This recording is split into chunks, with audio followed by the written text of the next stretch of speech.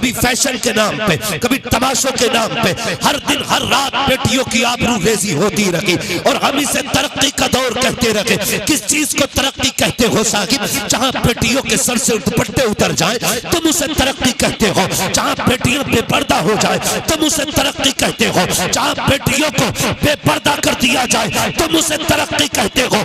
हम तरक्की उस दौर को कहते हैं जिस दौर में पैदा होने वाली बेटी को ज़ैनब कहा जाता है, जिस दौर में पैदा होने वाली बेटी को उम्मे कुलसूम कहा जाता है। हम उस दौर को तरक्की का दौर कहते हैं जिस दौर में पैदा होने वाली बेटी को फातिमा ज़हरा कहा गया। हम उस दौर को तरक्की का दौर कहते हैं जिस दौर में पैदा होने वाली बेटी को खदीजतुल कुबरा कहा गया। इन जलसों का मकसद सिर्फ इतना है कि हमें अल्लाह और उसके रसूल का कुर्ब हासिल हो जाए, सिर्फ ये मकसद है। और हम आए भी इसीलिए हैं ताकि हमसे अल्लाह भी राजी हो जाए और रसूलुल्लाह भी। बोल सकते तो बोले ताकि मैं समझ सकूं। रसूलुल्लाह भी राजी हो जाए। जिंदगी कितनी है? अगर आप बड़ी से बड़ी उम्र गिने 100 साल और आगे निकल जाए 200 साल, हल ये है कि अगर 1000 साल भी जिए ना तो मरना है। क्या करना है? मरना है। 1000 साल भी बंदा जी लिए तो मरना है। मौत उसकी है करे जिसका जमाना अफसोस, यूं तो दुनिया में सभी आए हैं मरने के लिए। ये भी कोई जिंदगी है? 60 साल जिए, 70 साल जिए, मर गए। न कोई नाम लेने वाला, न कोई पूछने वाला। जिंदगी वो कितनी खूबसूरत है। 800 साल हो गए लेकिन अजमेर वाले को आज भी बच्चा बच्चा जानता है। सैकड़ों साल हो गए आज तक आला हजरत के नाम के नारे लग रहे हैं। महीने बीत गए, साल बीत गए, सदियां गुजर गई, लेकिन आज तक नाम के नारे लग रहे हैं। अजमेर में कौन आया था? क्या कोई लाखों की फौज लेके आया था? क्या कोई शानो शौकत और मर्तबे जाहो जलाल के साथ आया था?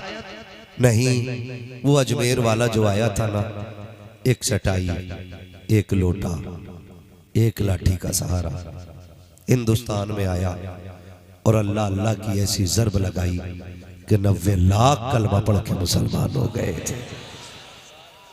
800 साल हो गए, बच्चा बच्चा जानता है कि मोइनुद्दीन अजमेरी किधर रहते हैं। ये सबको पता है। एक ऐसी जिंदगी हमें जीनी है कि सदियों तक न सही, कम से कम कुछ नस्लें तो हमें याद रखें, कुछ नस्लें तो हमें याद रखें। याद रखिएगा, आज हम मौजूद हैं। बोलो है कि जो है वो सबूत दे, जो नहीं है वो कब्रिस्तान चले जाए। है कि नहीं? हम लोग आज हैं, कल थे हो जाएगा। आज हैं और कल थे हो जाएगा, और गुजरे हुए कल में आने वाले थे, यानी कि न थे न रहेंगे, बस है। एक दिन किस्से पारी ना बनेंगे, एक दिन गुजरा हुआ कल बनेंगे। कहीं ऐसा ना हो लोग कहें एक बुरा शख्स मिला था। हर शख्स अपने बारे में सोचे जो मैं बात करने लगा। कहीं आने वाली नस्लों में ये तज़किरे ना हो कि इनका जो दादा था ना वो बहुत खराब था, इनका जो बाप था ना वो बहुत खराब था। वो तो करम हुआ अल्लाह का कि बहुत कम उम्र में उठा लिया उसे, वरना पूरा मोहल्ला परेशान था। याद रखिए, अगर इस तरह याद किए गए ना तो समझ लेना फिर कब्र में करवट लेने की जगह नहीं मिलेगी। कब्रों में करवट लेने की जगह नहीं मिलेगी। इज्जतें कब्र में उनका इंतजार करेंगी जो जिएंगे भी हुजूर के लिए और मरेंगे भी हुजूर के लिए। ये याद रखिए, जो जिएंगे भी हुजूर के लिए और मरेंगे भी हुजूर के लिए। मेरे आका जिस दौर में तशरीफ लाए उस दौर में भी सितम उरूज पे थे, उस दौर में भी बदकारियां आम थी, उस दौर में भी गुनाहों का सैलाब था, लेकिन आमीना का लाल आया, उसने जमीन पे कदम रखा, उसके करम की हवा ने सितम की तमाम धुएं को साफ कर दिया और फिर कायनात के अंदर इंसाफ का सूरज नमूदार हुआ। फिर वो दौर जमाने ने देखा कि जिस दौर का हाल ये था कि एक ही सफ में खड़े हो गए महमूद व अयाज, ना कोई बंदा रहा ना कोई बंदा नवाज। वो दौर इस्लाम ने पैदा किया कि जिसका लोग तसव्वुर नहीं कर सकते थे, वो नजरिए इस्लाम ने अता किए। जिसको लोग सोच नहीं रखते थे, वो हालात इस्लाम ने अता किए। आप गौर करें, आज दौर कितना नागुफ्ता भी है, आज हालात कितने बिगड़े हुए हैं। माफ कीजिएगा, ये हर घर की कहानी है। शादी ब्याह की बारी आती है तो सबसे पहले बेटियों के सरों की चादरें उतर जाती है, तब जाकर के शादियां उरूज पर आती है। जब बेटियों की इज्जतें नीलाम होती है, तब जाकर के शादियों में चार चांद लगा करते हैं। कभी मेहंदी के नाम पे, कभी रबजगों के नाम पे, कभी मेहंदी के नाम पे, कभी हल्दी के नाम पे, कभी फैशन के नाम पे, कभी तमाशों के नाम पे। हर दिन हर रात बेटियों की आबरू रेजी होती रही और हम इसे तरक्की का दौर कहते रहे। किस चीज को तरक्की कहते हो साहिब? जहां बेटियों के सर से दुपट्टे उतर जाए तुम उसे तरक्की कहते हो। जहां बेटियां बेपर्दा हो जाए तुम उसे तरक्की कहते हो। जहां बेटियों को बेपर्दा कर दिया जाए तुम उसे तरक्की कहते हो। हम तरक्की उस दौर को कहते हैं जिस दौर में पैदा होने वाली बेटी को ज़ैनब कहा जाता है, जिस दौर में पैदा होने वाली बेटी को उम्मे कुलसूम कहा जाता है। हम उस दौर को तरक्की का दौर कहते हैं जिस दौर में पैदा होने वाली बेटी को फातिमा ज़हरा कहा गया। हम उस दौर को तरक्की का दौर कहते हैं जिस दौर में पैदा होने वाली बेटी को खदीजतुल कुबरा कहा गया। हम उस दौर को तरक्की का दौर मानते हैं जिस दौर में पैदा होने वाली बेटी को आयशा सिद्दीका कहा गया। इसलिए हम कहते हैं वो अंधेरा ही भला था कि कदम राह पे थे, रोशनी लाई है मंजिल से बहुत दूर। नाराए रिसालत, नाराए गौस, मसलके आला हजरत, जलसा ईद मिलादुल नबी, मुफ्ती हमान साहब किबला, नाराए तकबीर। बुरा तो नहीं लग रहा है आपको? सुभान अल्लाह। लगे तो खाक से पाए मोरा लंगनेस मुल्क खुदा तंग ने। बहुत अच्छा। हाँ, हमें लगता है शायद ये कुर्सी हमें मिली ही इसलिए ताकि हक बात आपसे करें। निकलेंगे हम इस दौर से इंशाअल्लाह, वादा करते हैं इंशाअल्लाह। माफ कीजिएगा, बरेली शरीफ हमारा जिनका है वही बोले, तो जिनका ना हो वो आला हजरत को छोड़कर सुन्नियत साबित करके दिखाए। सुभान अल्लाह, सुभान अल्लाह। सीधी सी बात, जिसका है मरकज वो बोले हमारा मरकज, हाँ हमारा मरकज। हाथ किसके नहीं उठे? तेरा खाए तेरे गुलामों से उलझे। हाँ, वो ना एक बड़ा ना छोटी सी क्लिप किसी मौलवी की उठा के ना उसमें मीम बना रहा था, तो मैंने कहा छाछ तो बोले ही बोला, चल्ली भी बोली जिसमें 36 छेद है। बहुत, ये इतनी बदबख्त कौम है, इसका नाम ले दो तो जलसों की बरकतें उड़ जाती हैं, लेकिन मजबूर करते। बस मेरी बात सुन ले, आज ये पोस्टमार्टम नहीं, ये कभी फिर करूंगा। आज अपनों का ऑपरेशन करूंगा। जिन जख्मों की पट्टी वक्त पे नहीं होती वो नासूर बन जाते हैं, और जब नासूर बन जाते हैं ना तो फिर वो लाइलाज हो जाते हैं, और लाइलाज लोग फिर कब्र में जाके ठंडे होते हैं। ये याद रखिए। मैं कुछ बीमारियां आपके सामने रखना चाहता हूँ, माफ कीजिएगा माजरत के साथ। सबसे ज्यादा जलसे बरेली में हो रहे, सबसे बड़े बड़े शायर बरेली में आ रहे, ठीक है ना। हर दिन देखो बड़े बड़े शोरा। मैं किसी की नात खानी या किसी की बात के खिलाफ नहीं, लेकिन अपने तरीकों के खिलाफ हूं। लेकिन बड़े दर्द के साथ ये कह रहा हूं कि जो बच्चियां मुर्तद हो रही है ना, उनकी सबसे बड़ी तादाद बरेली से पैदा हो रही है। क्या ये कह के हम छुट जाएंगे जी हम बरेली वाले थे? बोले क्या बरेलवी होने से सारे बंदे आला हज़रत हो जाएंगे? सारे बंदे मुफ्ती आजम हो जाएंगे? तो फिर इस चीज पे घमंड का है कोई बंदा कहते हमें बरेली वाले, हमें तो सारी ठीक है जी बच बख्शे। कोई ये क्यों नहीं कहता हम हैं अल्लाह वाले? क्यों नहीं कहता कोई? अगर कोई कह भी दे तो उस पर सुभान अल्लाह कोई नहीं बोलता, क्योंकि बरेलवी होना आसान है, अल्लाह वाला होना मुश्किल है। क्योंकि अल्लाह वाला वही कहलाएगा जिसके सजदे कज़ा ना होते, जो हुजूर की शरीयत के खिलाफ ना चलता। तो बदले थोड़ा सा अपने रवैयों को। हमें शौक है खाली 8, 20, 50 कलाम सुना जाओ बस, और हमें एक रात में जन्नती हो जाए। जन्नत इतनी सस्ती भी नहीं है बेटे जो प्लेट में लुकमा था उठा के खा लिया। जन्नत सस्ती होती तो बिलाल कभी कोड़े न खाते। जन्नत सस्ती होती तो करबला में 72 सर न उतरते। जन्नत मुश्किल थी, इसलिए सैयदा ने लाल को कुरान पढ़ के दूध पिलाया था। आसान है जन्नत, आसान है जन्नत। आज मिजाज देखे अपने। हमें कोई आए एक रात में जन्नती कर जाए। मुझे बताओ ये बेटियां मुर्तद क्यों हो रही हैं? जबकि वहां से रिपोर्टें आनी चाहिए थी ज्यादा, जहां हमारा गढ़ नहीं है। हमारे गढ़ से कसरत के साथ बच्चियां मुर्तद हो रही हैं।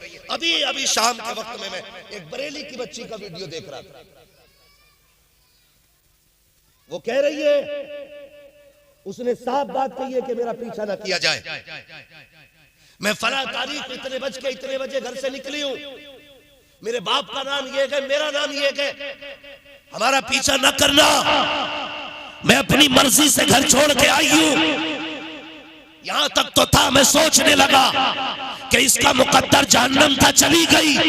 लेकिन अगली बात जो उसने कही ना, उसने कलेजा टुकड़े टुकड़े कर दिया। जानते हो उसने अगली बात क्या कही? उसने कहा मेरा ही पीछा क्यों कर रहे हो? इस जुर्म में मेरे साथ मेरी माँ भी बराबर की शरीक है। ये उस बच्ची का वीडियो गवाह है। वो कह रही है इसमें मेरी माँ बराबर की शरीक है। मेरी बात कान खोल के सुने, माँ, बहने, बेटियां, बेटे, भाई सब, मियां बीवी, एक गाड़ी के 2 पहिए। कितने बोले? सारे। मालूम है, मुझे पता है ना थके लोग हिस्से में आए, लेकिन बर्दाश्त करें थोड़ी सी। मेरी बातें कड़वी भी होती है, सुभान अल्लाह भी नहीं निकलेगी मुंह से, मत निकालना। बस मेरी बातें यहां लिख के ले जाना। मैं खाली दांत लेने नहीं आया, मैं चाहता हूं अल्लाह करे ये बात यहां उतर जाए। क्या कहा उसने? मेरी माँ भी इसमें बराबर की शरीक है। अब मैं क्या कह रहा हूं? मियां बीवी गाड़ी के 2 पहिए होते, एक अगला एक। अगर एक भी पंचर हो जाए गाड़ी चलेगी? अगर चलेगी भी तो कैसे? डिसबैलेंस, ठीक है ना? और डिसबैलेंस पंचर नहीं, हवा कम बढ़ती भी हो जाए तब भी गाड़ी सीधी नहीं चलती है, डिसबैलेंस रहती है। मैं बेटी से गुजारिश करूंगा और बापों से भी गुजारिश करूंगा, खुदा का वास्ता कमाएं, आपका हक है। मजदूरी करें, मेहनत करें, आपका हक है। नेक नियत से करेंगे, इबादत है। सिर्फ मुसल्ले पे इबादत नहीं, सिर्फ मिंबर पे इबादत नहीं, सिर्फ महफिल में इबादत नहीं। बंदा बच्चों की परवरिश की नियत से हलाल रोजी के लिए निकले, अल्लाह कदम कदम पे नेकी अता फरमाया करता है। ये इस्लाम है हमारा। यहाँ सिर्फ मुसल्ले पे इबादत नहीं होती, यहाँ खेत में भी इबादत हो सकती है, यहाँ मार्केट में भी इबादत हो सकती है, यहाँ दुकान पे भी इबादत हो सकती है, यहाँ मंडी में भी इबादत हो सकती है, हर जगह इबादत हो सकती है। सिर्फ नियत का फर्क है। कमाए। लेकिन आपसे गुजारिश है, शाम को आके 1 घंटा अपना वक्त बच्चों को जरूर दें। शोहर बादशाह है, घर एक मिल्कियत है। शोहर, बीवी वजीर, बच्चे रियाया। समझ गए इतनी बात? घर क्या है? मिल्कियत। सलामत रहे। घर क्या है? बच्चे भी याद कर ले, घर क्या है? शोहर, बीवी, बच्चे, रियाया। अब ये बताइए, बादशाह मुल्क के बाहर गया हो तो जिम्मेदारी किसकी होती है? सारे बोले। ये बात एक एक बेटी को जाके बता देना, फरिश्ते इतने मीठे लहजे में बात नहीं करेंगे जितने में मैं कर रहा हूं। वो खाल उधेड़ देंगे अगर गलती हो गई तो। मैं ये बता रहा हूं आपको, अगर कोई तुम्हें फ्री की जन्नत बांटने वाला हो ना तो मुझे भी उसका नंबर देना। मुझे भी फ्री की चाहिए, मैं भी नहीं करूंगा कुछ भी। लेकिन कान खोल के सुनिए, बादशाह कौन?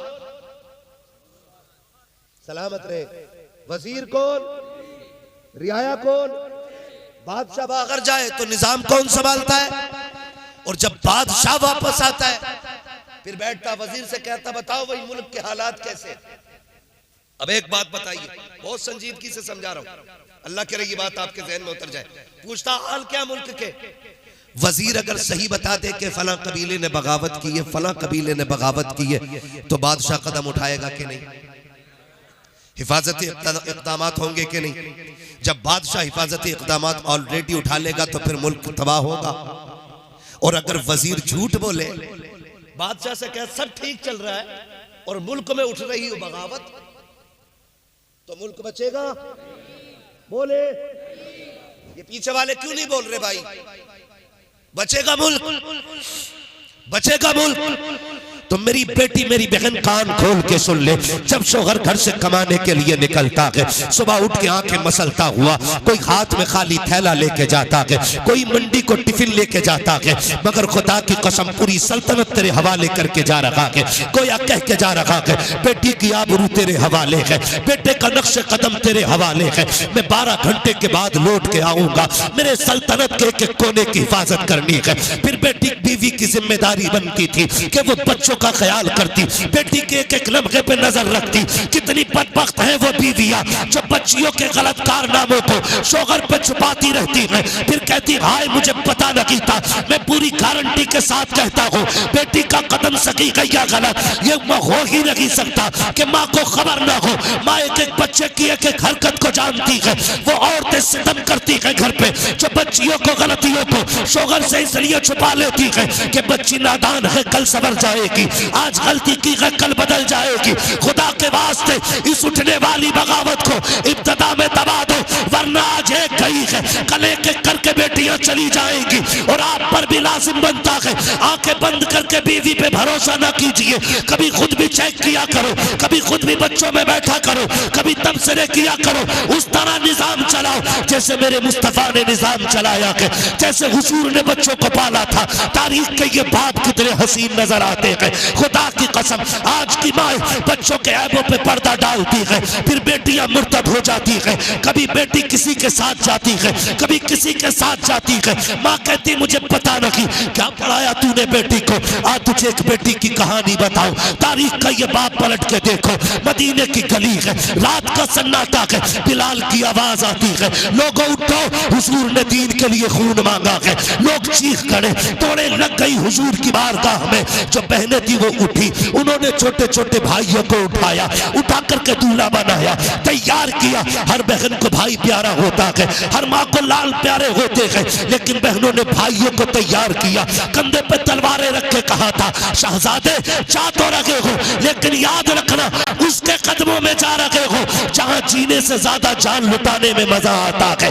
ए मेरे शेर जब तुम पलट के आओ हमें फख्र होगा, हम शहीद की माँ कहलाए, हम शहीद की बहन कहलाए, और अगर जिंदा भी वापस आ गए फिर भी फख्र होगा, हम गाजी की माँ कहलाएंगे, गाजी की बहन कहलाएंगे। तारीख गवाह है जब ये कह के बच्चे गए थे तो सबका यही ऐलान था कि इन्हें जाना इन्हें माना, ना रखा गैर से काम, लिल्लाहिल हम्द में दुनिया से मुसलमान है। नारे तकबीर, नारे रिसालत, मसलके आला हजरत, इश्क मोहब्बत, इश्क मोहब्बत, इश्क मोहब्बत, इश्क मोहब्बत। बदलो भाई, खुदारा बहन बेटियों से गुजारिश है, दाग सिर्फ शोहर की इज्जत पे नहीं लगता है, दाग परिवार की इज्जत पे लगता है, परिवार की इज्जत पे लगता है। और बेटियों से मैं एक बात अर्ज करूंगा, मेरी बेटियों कसम खा के कहता हूं अल्लाह की इज्जत की कसम, तुम्हारा गुड्डू, तुम्हारा पप्पू, तुम्हारा सोना, तुम्हारा गोना, तुम्हारा मोना तुम्हें उतना प्यार नहीं दे सकता जितना प्यार और इज्जत तुम्हारा मजदूरी करने वाला बाप तुम्हें दे सकता है। उससे ज्यादा तुम्हें कोई इज्जत नहीं दे सकता। दुनिया तमाशाई बनी, दुनिया तमाशाई बनी है। कसम खा के कहता हूं मेरी बहन, तुझे तब तक लोग आंखों में रखते हैं जब तक तेरी इज्जत और आबरू लूट न ले। हाँ, क्या तुमने नहीं देखा कितनी बेटियों की लाशें स्टेशन पे मिलती हैं, कितनी की पटरी पे मिलती हैं? कौन थे ये लोग? ये वही थे जो कहते थे तुझे जमीन पे कदम नहीं रखने दूंगा। उन्होंने तो सांसें ही छीन ली जिंदगी की। इनके लिए जो 4 रातों के लिए तुम्हें रानी बनाते हैं और फिर जिंदगी भर के लिए तुम्हें कुत्ता बना के छोड़ देते हैं रोडों पे, उनके लिए तुमने उनसे जफा की। जो मजदूरी भी करता रहा, उसने टोपी में पैबंद लगाए, बेटी तेरे दुपट्टे में पैबंद नहीं लगने दिए, उसके लिए छोड़ दिया तुमने बाप को। उस बाप को जो खून पसीना एक करके तुम्हें पालता रहा, जो जिंदगी लगा के तुम्हें संवारता रहा, तुमने उनके लिए माँ बाप छोड़ दिए। जाके बेटियों को समझाओ, उनसे कहो जाकर के, बेटी संभल के कदम रखना, याद रखना, अगर तू बहकी ना तो सिर्फ तेरी इज्जत नहीं खानदान की इज्जत चली जाएगी। बाप कभी जिंदगी में सर नहीं उठा पाएगा। और आज तो बेगैरती की भी हद हो गई जी। सोसाइटी मुआशरे में भी बेगैरती कितनी हो गई है। आज भाग जाती है, कल कपड़े झाड़ के कह देता मेरा मतलब नहीं रहा उससे, लो साफ सुथरा हो गया, दूध में नहाया हुआ। ये बेगैरती है। कल हजरत जब किसी की बेटी को तलाक होती थी ना, तो 8-8 दिन बाप घर से नहीं निकलता था गैरत की वजह से। तलाक वाली बेटी का बाप नहीं निकलता था। आज भागी हुई की बेटी बाप पे फर्क नहीं पड़ता है। ये बेगैरती नहीं तो क्या है हमारी, ये बेहिसी नहीं तो क्या है हमारी। हो क्या गया हमें? हमारी आंखों का पानी मर गया। आओ करबला वालों के दर की खैरात खाने वालों, मुझे बात याद आ गई। कायनात की सबसे कम उम्र कारिया को सैयदा ज़ैनब कहा जाता है। ये मौलाए कायनात मौला अली की शहजादी, खातून जन्नत के जिगर का टुकड़ा ज़ैनब वो हैं जिन्हें मुस्तफा ने अपना लुआब चखाया। सबसे कम उम्र में सबसे पहली कुरान की कारिया बनने वाली जात हजरत सैयदा ज़ैनब की जात। सैयदा ज़ैनब परवरिश किसने की है? खातून जन्नत ने। उसने परवरिश की है जिसकी मुस्तफा ने परवरिश की थी। आप अंदाजा लगाइए, सोच भी नहीं सकते, बेइजाजत जिनके घर जिब्रील भी आते नहीं। कद्र वाले जानते हैं कद्र शान अहले बैत। हाँ भाई, उस घर की बात कर रहा हूं। सैयदा ज़ैनब के बचपन का जमाना है। खातून जन्नत की बेटी कुरान पढ़ रही है बैठ करके, फजर के बाद का वक्त है। खातून जन्नत किसी काम में मसरूफ है और सैयदा ज़ैनब कुरान पढ़ रही। पढ़ते पढ़ते अचानक न चादर सरकने लगी, आगे के कुछ बाल नजर आ गए। खातून जन्नत की नजर पड़ गई, काम छोड़ा, ऐसे दौड़ी जैसे लोग मरते हुए को बचाने दौड़ते। जाके बेटी के जहां बाल थे ना, हाथ रख लिया। ज़ैनब दुपट्टा संभाल। अम्मी क्या हुआ? कहा बेटी कुछ बाल नजर आने लग गए। अम्मी तो फिर ऐसे दौड़ी, मैंने सोचा पता नहीं क्या हो गया। कहा ना बेटी, इससे बड़ी कयामत कोई नहीं हो सकती कि एक बेटी की सर की चादर सरक जाए। कहा बेटी पूरी जिंदगी ये दुपट्टा ना सरकने देना, दुपट्टा न सरकने देना। ये कौन कह रहा है? ये वो कह रही है जिसको रब ने जन्नती औरतों की मलका बनाया। तेरी मेरी बेटी न मलका, न शहजादी हुजूर की, न सैयदजादी, न वलिया, न राबिया बसरिया, न ज़ैनब, न उम्मे कुलसूम, न रुकैया, कोई नहीं हो। फिर घमंड, जितने बड़े बाप की बेटी उतनी बेगैरती से गले में दुपट्टा है। क्यों? उसे डर नहीं है दामाद मिलेगा कि नहीं। उसे पता है मेरे बाप के पास इतना पैसा है, मैं कितनी भी बेकार हो जाऊंगी, मेरा बाप दामाद खरीद लाएगा। कम से कम कुछ सोच करके गरीब की बच्चियां चादर ते रखे रहती हैं। कम से कम वो ये सोचती हैं हम पे और कुछ नहीं सिवाय इज्जत के। वो उसकी हिफाजत करती। गलत नहीं कह रहा हूं, आप बुरा मत मानिए, ये कड़वी सच्चाई है। मेरा दिल जल रहा है अंदर से जो बातें कह रहा हूं, दिल जल रहा है। जितने अमीरों की शादी है जाके देखो, जाना होता दावतें हमें भी दे देते लोग, वहां जाके देखो तो कुत्ता तरीका होता खाना खिलाने का, गधों की तरह खाना खा रहे चलते, सुन्नत का तरीका ही खत्म। और फिर हम सबसे बड़े मसलक के आला हज़रत वाले, जब हम खड़े होकर कुत्तों की तरह खाना खाते तब मसलक के आला हज़रत की तरह। जब बेटियां मर्दों के साथ मैरिज हॉल में बैठी होती हैं तब मसला के आला हजरत किधर होता है? क्या सिर्फ नारे का नाम मसला के आला हजरत है? जानते हो सरकार मुफ्ती आजम हिंद, मुफ्ती आजम आलम इस्लाम, आपने जाना उन्हें? नहीं जाना ना, मैं बताऊं। आपके घर में किसी की शादी थी, फंक्शन था आला हजरत के घर में ना, 3 दिन तक खाना चलता रहा। कितने दिन तक? 3 दिन तक आम लंगर चलता रहा, लेकिन खड़ा करके किसी को नहीं खिलाया जा रहा था, हुजूर की सुन्नत के मुताबिक बैठा के खिलाया जा रहा था। 3 दिन तक खाना चलता रहा। किसी ने आके सरकारे मुफ्ती आजम की अम्मी से कहा, बड़ी भी जरा पता तो करो मुस्तफा रजा ने भी खाया कि नहीं खाया? माती ख्याल आ गया, वो मेरे बगैर किसी से खाना नहीं मांगता है। कहा जा बेटी दौड़ के जा, पूछ जाके मुस्तफा रजा से खाना खाया कि नहीं। कोई आई घर की खातून, कहा शहजादे तुमने खाया कि नहीं खाया? कहा नहीं। कहा कब से? कहा 3 दिन से। कहा क्यों नहीं खाया? कि माँ को फुर्सत ना मिली, मैंने मांगा नहीं था। कहा शहजादे मांग लिया होता, घर तो अपना था। कहते मैंने हुजूर की हदीस पढ़ी है, आका ने कभी अपने लिए किसी से सवाल नहीं किया था। मुस्तफा रजा भी ये चाहता है कि अपने लिए सवाल ना करे, ताकि आका की इस सुन्नत पे भी अमल हो जाए। जब उन्होंने इस तरह सुन्नतों पे अमल किया है, अल्लाह ने उनको विलायत का ताजदार बना डाला। हम सुन्नत का गला घोट के मसलक के आला हज़रत के ठेकेदार, क्या जवाब दोगे आला हज़रत को? बताओ। पूछेंगे मुफ्ती आजम, बताओ मेरे घर की तो बेटियां भी बिना वजू के खाना नहीं बनाती थी, तेरी बेटी बगैर पर्दे के गैर महरम के साथ महल में कैसे आ गई? होगा कोई जवाब? हो तो जाओ नंगी नचाओ बेटियों को, कोई रोकने वाला नहीं। और ना हो तो फिर तैयारी करो, फिर तैयारी करो। शर्म आती है हमारी बेटियों के सरों से दुपट्टे उतर के, दुपट्टे उतर के, फैशन के नाम पे दुपट्टे उतरे, सूट महंगे महंगे आ गए। हम भी गए थे मार्केट में कपड़ा लेने, यकीन करें कोई सूट ऐसा देने तैयार नहीं था जिसकी आस्तीन में जाली की बजाय कपड़ा हो। सब में मच्छरदानी लगी। हमने कहा कपड़ा, कह रहा नहीं मौलाना यही फैशन चल रहा अब तो। मैंने कहा कोई ऐसा भी सूट आया जिसमें ना होगा ना, फिर तो थान से कटवा लो। मैं पूछना चाहता हूं, हम मुसलमान हैं। डॉक्टर इकबाल ने कहा था यूं तो सैयद भी हो, मिर्जा भी हो, अफगान भी हो, तुम सभी कुछ हो, बताओ कि मुसलमान भी हो। हम ये सोच के क्यों मार्केट में माल भर रहे हैं कि फैशन क्या है? हम ये क्यों नहीं सोचते कि हुजूर की सुन्नत क्या है?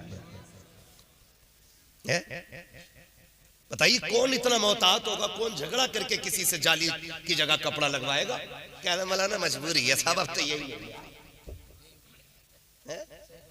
पहले गर्मियों में मच्छरदानी देखने मिलती थी, अब जाड़ों में भी बराबर आगे पीछे, कमी नहीं हो। मर जाए चाहे सकुड़ के, लेकिन कपड़े पूरे नहीं पहनेंगी और न हम पहनाए। वो महबूब सजाते हैं, आते हैं वही जिनको सरकार बुलाते हैं। और मुझे मतलब भी उन्हीं से है जिनको हुजूर ने बुला रखा है, क्योंकि मेरी यहाँ हाजिरी ये मेरी ताकत पे नहीं है, मेरी हिम्मत पे नहीं है। मैं बीमार भी हूँ, थका हुआ भी हूँ। और ये बात याद रखें, हमारी थकन अच्छे खानों, अच्छे कमरों में लेटने बैठने से नहीं उतरती। लोग आशिक मिल जाते हैं, जितनी अच्छी सुभान अल्लाह बोल देते हैं उतनी अच्छी थकन उतर जाया करती है। मैं जानता हूं कि आप हजरात बहुत देर से बैठे हुए हैं और आपने सुन लिया है। मैं बस इतना कहूँगा, अगर जलसे बामकसद करने हुआ करें तो हम जैसे लोगों को तकलीफ दिया करो, वरना खाली शौक के लिए हमें न बुलाया करो। हमारे ज़िम्मे बड़े काम रहते हैं और लंबे लंबे सफ़र करने रहते हैं। ये अच्छा नहीं लगता कि आपके पास भी वक्त नहीं है और आपने हमें बुला लिया है, तो फिर हम चाहेंगे फिर हम उन लोगों में चले जाएं जिनके पास हमारे लिए वक्त हो। ये आपसे मेरा मुअद्दबाना रिज़ा है। और अगर तकरीरें कराया करें तो सही वक्त पे करा लिया करें। माफ़ कीजिएगा, मैं बड़ा कड़वा बोलने का आदी हूँ। मैं चापलूसी करके आपका पैसा लेके नहीं जाऊँगा। मैं इतना कड़वा बोल के जाऊँगा कि कब्र तक नहीं, आखिरी सांस तक मेरी एक बात याद रहनी चाहिए। मेरा मिजाज है, मैं आईना हूँ, दिखाऊंगा दाग चेहरे के। जिसे खराब लगे सामने से हट जाए। मैं यहाँ पे पहुंचा हूँ, भाई आजम नवाज साहब की दावत मोहब्बत रही, बेजा इसरार रहा, वरना मुझे भी कलकत्ता के लिए यहाँ से डायरेक्ट एयरपोर्ट के लिए जाना है। समझ सकते हैं कि दिल्ली कितनी दूर है और सुबह फ्लाइट पकड़नी है। आजम नवाज भाई ने मुझसे कहा कि इसको मेरा अपना प्रोग्राम समझो और आ जाए। मैंने कहा था भाई थोड़ा जल्दी तकरीर करा देंगे। आजम भाई ने बताया इंशाल्लाह 11 बजे तकरीर के लिए बैठा दिया जाएगा। अल्लाह का शुक्र है फिर भी 11:15 बजे नंबर आ गया, 11:15 बजे नंबर आ गया। मैं अगर इजाजत दें तो मैं पहले माजरत कर लूं कि मैं ज्यादा लंबी तकरीर न करूं, चलेगा ना? है ना? नहीं, एक मिजाज रखिए, तूफान नूह लाने से आखिर क्या फायदा, एक अश्क ही बहुत है अगर कुछ असर करे। खाना उतना अच्छा होता है जितना हजम हो जाए, वरना हद से ज्यादा खाना आप किलो 2 किलो खा लें, अगर हजम ना हो तो सेहत खराब हो जाती है ना। तो फिर उतना खाना इंशाल्लाह जितना हजम हो जाए। ये मेरे प्यारे बच्चे जो खड़े हैं, अल्लाह तौफीक दे, जगह मिल जाए तो आ जाओ बेटे, इधर आ जाओ, इधर जगह खाली है। अच्छे लोगों के लिए तो हमेशा जगहें रह जाती हैं, है ना? बैठ जाएं, खुदा सलामत रख के। महफिल बड़ी अच्छी है और माशाल्लाह आपका पूरा ग्राउंड फुल भरा हुआ है आजम भाई। हाँ, कोई फर्क नहीं पड़ा, जैसा कि लोगों ने जाके बताया था, लोग भाग गए, महफिल खत्म हो गई। तो मेरे दिल में ख्याल आया था यार जो मेरे लिए आए होंगे या आजम भाई के लिए आए होंगे वो चले जाएं, लेकिन जो हुजूर के लिए आए होंगे वो सलाम तक जाने वाले हैं। और मैं आपको ये मशवरा दे दूं कि महफिलों में जब भी बैठा करो ना, मेरे फैन होके नहीं, आजम भाई के फैन होके नहीं, हमारे महराज रजा बरकाती साहब के फैन होकर के नहीं, हमारे रिजवान साहब के फैन होकर के नहीं, जब भी बैठे मदीने वाले के आशिक बन के बैठा करें।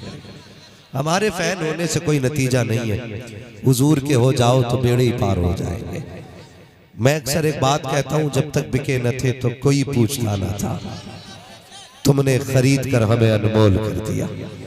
अजीज़ाने मिल्लत इस्लामिया, ये इस्लाही मुआशरा कॉन्फ्रेंस ये अहले बस्ती की कोशिशों का नतीजा है। और इस महफिल को इसलिए सजाया गया है कि इस हुजूर के मिंबर पे जो भी आके बैठे हमसे वो बात बता के जाए जिससे हमारी दुनिया भी भली हो और हमारी आखिरत भी भली हो जाए।